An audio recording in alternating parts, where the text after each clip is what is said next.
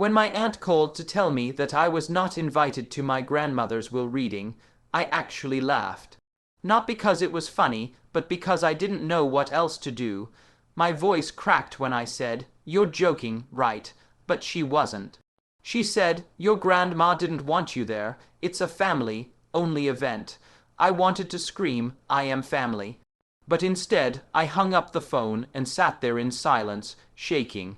Tell me, what would you have done if your entire family decided you didn't belong, right after losing the only person who ever loved you like you mattered? Let me start from the beginning, because maybe then it'll make sense. I grew up in a family that was obsessed with appearances. My father was the kind of man who measured worth by the size of your house and the brand of your car. My mother wasn't much better. She worshipped money and despised anything that didn't shine. My grandparents were the opposite. They lived simply, loved fiercely, and didn't care what anyone thought. My grandmother, especially, she was the heart of that family. Her name was Evelyn, but everyone called her Nana. She smelled like cinnamon and lavender, always had a plate of cookies ready, and somehow managed to make everyone feel safe. Except my parents hated that she loved me more than my cousins. You see, I wasn't the golden child. My brother, Ethan, was. He was charming, loud, and always knew how to make my parents proud. I, on the other hand, was quiet, bookish, and never quite fit in. Nana used to tell me, "That's your strength, not your flaw." When I was little, I'd spend weekends at her house helping in her garden, watching old movies, and talking for hours. Those were the only times I ever felt truly happy, but as I grew older, things changed. My parents started visiting Nana less and less, especially after my grandfather passed away. They said she was getting old and senile, but I knew the truth. They were angry because she refused to sell her land. That land was worth a fortune. It wasn't just any property. It was her late husband's ancestral farmhouse, sitting on over 10 acres of prime land near the city. Developers had been trying to buy it for years. Nana always refused, saying, "This house is the soul of our family. I won't let it become another shopping plaza." My father called her stubborn. My aunt called her crazy. I called her brave. When Nana got sick, everything fell apart. Cancer, stage 4. I spent as much time as I could with her, making her tea, helping her walk, listening to her stories. My parents rarely visited. My aunt only came around to ask about financial matters. I noticed she'd bring folders and papers every time, and Nana would just shake her head and tell her to stop. One night, when I was helping Nana to bed, she whispered something I'll never forget. "When I'm gone, the vultures will come. Promise me you'll stay calm." I promised. When she passed away 2 months later, it broke me. I cried harder than I ever had in my life. My parents, meanwhile, acted like it was just another family duty to get through. My father even said, "At least now the property will finally be put to good use." That made my stomach turn. During the funeral, everyone was whispering. I caught my cousin Rachel saying, "I bet she left everything to your dad." I walked away before I could hear the rest. A week later, my aunt called me, the call that started all this. She told me there'd be a will reading at Nana's house, but that I wasn't invited.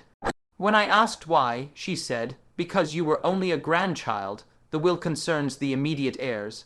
I knew it was a lie. I was one of the only people who cared for Nana in her last days, and they all knew that. They didn't want me there because they were planning something. Still, I decided to show up. I dressed in black, the same dress I wore to her funeral, and drove to the farmhouse. When I got there, everyone was already inside. My parents, my aunt, my uncle, my brother, and the lawyer, Mr. Peterson. They all looked shocked to see me. My father immediately said, "You weren't supposed to come." I looked him straight in the eye and said, "I have every right to be here."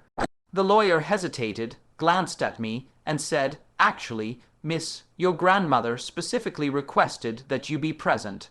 The look on their faces. Priceless. I sat down quietly in the corner as the lawyer opened his briefcase. He started reading the will. My grandmother had been thorough.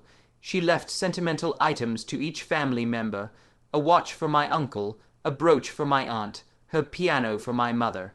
Everyone nodded, pretending to be grateful but clearly waiting for the part about the property. Then the lawyer's tone shifted. As for my estate, including the farmhouse and surrounding lands, he said, I leave it to my granddaughter, Lily. That's me. Silence. You could hear a pin drop. My father's face turned red. My aunt's mouth fell open. My brother muttered, What? And me? I just sat there, frozen. The lawyer continued reading. It is my wish that this house remains with someone who loved it, not someone who viewed it as an investment. My aunt interrupted, shouting, This is ridiculous. She must have been manipulated. My father added, We'll contest this in court. The lawyer calmly replied, You're welcome to try, but Mrs. Evelyn's will was updated in the presence of witnesses and notarized 6 months before her passing. I could feel my heart pounding. I wanted to cry, not out of joy, but out of relief. Nonna had protected me even from the grave, but my family didn't stop there. They started yelling, accusing me of brainwashing, her of taking advantage of an old woman. My mother screamed, You always were the manipulative one, Lily. I stood up, tears burning in my eyes, and said, She loved me. I was there when none of you were. My voice cracked. You abandoned her. The lawyer cleared his throat again and said, There's one more clause. Everyone turned to look at him. Mrs. Evelyn requested that all individuals currently residing in the farmhouse be considered tenants of her estate, with the legal right to remain only under lease agreement approved by her heir, her granddaughter. The room exploded. My aunt jumped to her feet and shouted, What does that mean? The lawyer said, It means, effective immediately, you are tenants. You do not own this property. Miss Lily does. The silence after that was delicious. My father looked like he might pass out. My mother started crying, not the real kind, the performative kind. My aunt stormed out of the room. My brother whispered something I couldn't hear. The lawyer handed me the papers and said, Congratulations, miss. Your grandmother was very clear about her wishes. So that's the situation I was in. My entire family hated me, but for once I wasn't powerless. Before I tell you what happened next, I want you to pause for a second and think, what would you have done if your whole family tried to erase you, and suddenly you held all the power? Would you show mercy or give them a taste of their own medicine? Comment below before I tell you what I did next. Okay, here's what happened. After the will reading, my family refused to leave the farmhouse. They acted like the whole thing was temporary, like I'd come to my senses and sign the property over to them, but I didn't. I stayed quiet for 2 weeks, letting them stew in their denial. Then I sent each of them a letter, drafted by the same lawyer, officially notifying them of their tenancy. They had 30 days to either sign a lease under my terms or vacate the property. When my father got the letter, he called me screaming, You ungrateful brat. He yelled, After everything we've done for you. I calmly said, Everything you've done for me? You mean abandoning Nonna, calling me a burden, excluding me from her will reading. He went silent. I continued, You should be grateful I'm giving you a lease instead of kicking you out right now. He hung up. My aunt sent a long text filled with insults and threats. My mother tried the guilt trip approach. She said, You're breaking this family apart. I replied, You did that long before I was born. By the end of the month, only one of them, my uncle, actually signed the lease. He told me privately that he respected Nana's decision and understood why she trusted me.